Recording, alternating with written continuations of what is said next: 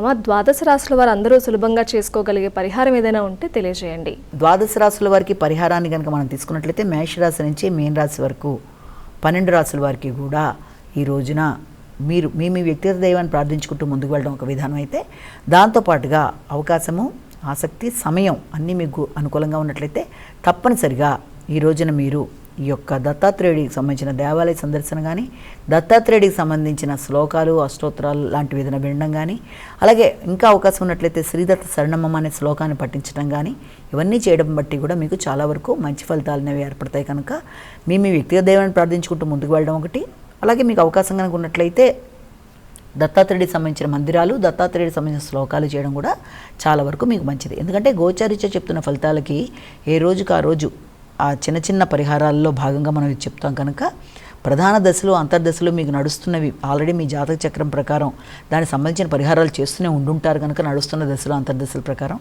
ఇది గోచారీత్యా ప్రతిరోజు మనం చెప్పుకునే దాని ప్రకారం దానికి తగిన ఈ చిన్న చిన్న పరిహారాలు చేయడం బట్టి తప్పనిసరిగా ఒకటి మానసిక ప్రశాంతత, తర్వాత దాని పరంగా ముందుకు వెళ్ళడానికి మార్గంలాగా మనం భావిస్తాము.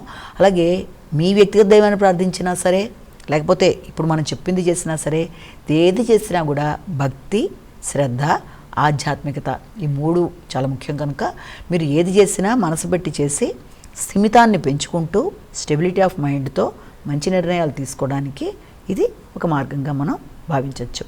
అలాగే నేటి వైశిష్యంలో భాగంగా కూడా ఒక నిమిషం మనం చెప్పుకోవాలంటే, ఈ రోజున మనం ఆషాఢ అమావాస్య అంటాం. దీన్నే ఆడి అమావాస్య అని కూడా అంటారు. అలాగే హరియాలి అమావాస్య అని కూడా అంటారు. దీనికి రకరకాల పేర్లు, అంటే దీన్ని చుక్కల అమావాస్య రకరకాల పేర్లతో అంటారు. ఆషాఢ మాసంలో ఇది చివరి రోజు, దీన్ని ఆడి అని కూడా అంటారు.